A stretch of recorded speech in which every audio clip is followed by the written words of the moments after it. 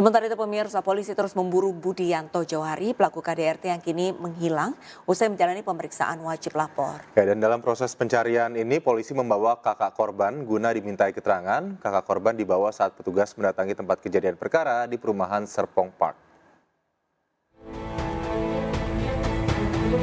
Sejumlah anggota kepolisian mendatangi perumahan klaster Diamond Serpong Park guna kembali mengumpulkan bukti terkait kasus KDRT yang menimpa Tiara Maharani. Sejumlah warga perumahan turut dimintai keterangan perihal kasus KDRT yang menimpa korban. Selain itu, polisi membawa kakak korban ke Mapolres Tangerang Selatan guna dimintai keterangan.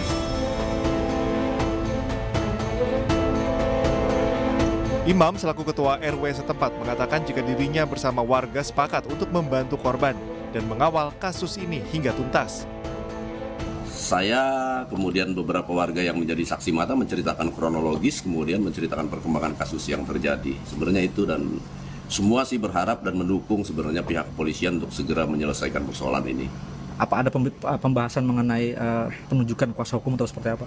Iya, tadi kita sengaja memang mengundang seorang kuasa hukum, artinya kita berkonsultasi. Sebenarnya gimana sih dalam rangka keluarga yang memang harus bagaimana kan memang harus yang expert di bidangnya. Hingga kini pihak kepolisian masih terus memburu Budianto Jauhari yang kabur melarikan diri usai menjalani pemeriksaan wajib lapor. Budianto Jauhari tega menganiaya istrinya yang sedang hamil 4 bulan hingga babak belur di Serpong, Tangerang Selatan, Banten, tengah diburu polisi. Diketahui alamat rumah pelaku yang tertera di KTP adalah di Jalan Haji Midi, Blok A2, RT 13 RW 02, Duri Kosambi, Cengkareng, Jakarta Barat sejak 3 bulan lalu kosong dan sedang dijual. Dari Tangerang Selatan, Banten, Nunung Purnomo, iNews melaporkan. Dan pemirsa, untuk mengetahui perkembangan kasus KDRT yang menimpa seorang wanita hamil di Tangerang Selatan, Banten, kami sudah terhubung dengan kakak korban, ada Mas Rialdi Marjali. Selamat siang, Mas Rialdi. Ya, Siang, Bu. Ya. Mas Rialdi, ini tentunya kami juga turut prihatin tentang perkara kasus yang sedang dialami oleh keluarga, terutama untuk adik Mas Rialdi. Sejauh ini, Mas, bagaimana proses pencarian terhadap pelaku oleh keluarga dari kepolisian? Kalau untuk pencarian si pelaku itu dari teman dekat yang terakhir dia berkomunikasi. Setelah itu menghilang. Setelah itu menghilang. Lantas untuk kronologi singkatnya pada saat kejadian ini seperti apa sih, Mas Rialdi? Kalau seperti singkatnya ini kan si pelaku ini Budianto sebelum melakukan KDRT terhadap adik saya itu sempat ada konsultasi dengan bapak saya dan saya untuk menyelesaikan masalah ini secara keluargaan. Ya kan, dan si Budianto ini, ya si pelaku ini, dia mengiyakan. Jadi dengan mengiyakan itu, dia setuju dengan pembicaraan kekeluargaan. Kemudian? Tapi kemudian di lain jam sekitaran jam 3 itu dia udah berubah pikiran, mungkin dia ngelacak adik saya berada di mana, ketemu. Habis itu dia memukul adik saya. Oke. Seperti ada yang di video. Berarti sebelumnya memang sudah ada masalah ya, Mas ya? Sudah ada. Mas, kalau soal penganiayaan ini sendiri sudah berapa lama sebetulnya adik Mas Rialdi dan si pelaku ini berumah tangga, dan apakah ini yang pertama kali atau sebelumnya sudah pernah terjadi juga kasus pemukulan? Karena sepertinya kalau dilihat dari lukanya gitu, videonya juga orangnya cukup ini ya, temperamen dan kayaknya kerap melakukan kekerasan gitu.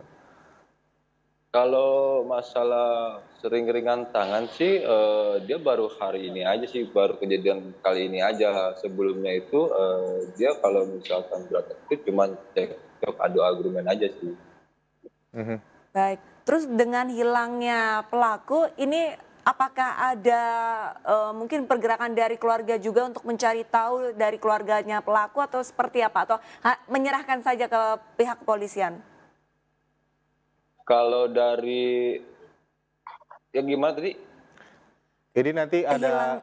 Iya, dengan hilangnya pelaku ini kan berarti pelaku bisa dikatakan buron seperti itu.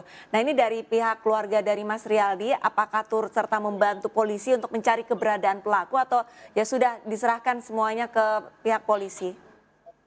Turut membantu polisi untuk biar kasus ini cepat dan si pelaku juga cepat ditemukan. Dari keluarga pelaku sendiri bagaimana Mas Rialdi? Kalau dari keluarga pelaku sendiri sih saya belum ada kontak sama sekali sih. Dari keluarga pun dia tidak ada menghubungi dari keluarga saya. Mas, kalau kita lihat dari background di belakang Mas Rialdi, nampaknya ada polisi yang berjaga-jaga disertai juga dengan para warga yang ada di sana gitu. Ini apakah sempat ada ancaman begitu pada keluarga setelah hilangnya si Jauhari ini? Kalau itu sih ini nggak ada kata pengancaman ya, maksudnya nggak ada kata pengancaman berlanjut karena pihak kepolisian ini mau memeriksa kondisi adik saya seperti apa dan sekarang. Baik, Mas Rialdi, saya ingin mengetahui untuk kondisi adik Mas Rialdi saat ini sudah seperti apa? Saat ini sih mukanya sudah bisa kelihatan jelas, terus sudah bisa ke kamar mandi, tapi dia masih ada untuk makan itu dia masih belum bisa karena masih ada sakit di daerah tenggorokan. Oke, lantas untuk kondisi janinnya seperti apa, Mas? Kalau untuk janinnya sih alhamdulillah janinnya nggak kenapa-napa. Baik, Mas Rialdi, kalau begitu kami juga sama-sama menantikan ya, nampaknya juga pemirsa netizen juga menantikan bagaimana kelanjutan dari pencarian terhadap pelaku ini. Semoga bisa segera ketemu dan juga diproses secara hukum. Betul. Dan kondisi dari adik Mas Rialdi juga janinnya dalam kondisi sehat selalu. Terima kasih, Terima kasih Mas banyak, Rialdi. Mas Rialdi. Ya baik, terima kasih banyak.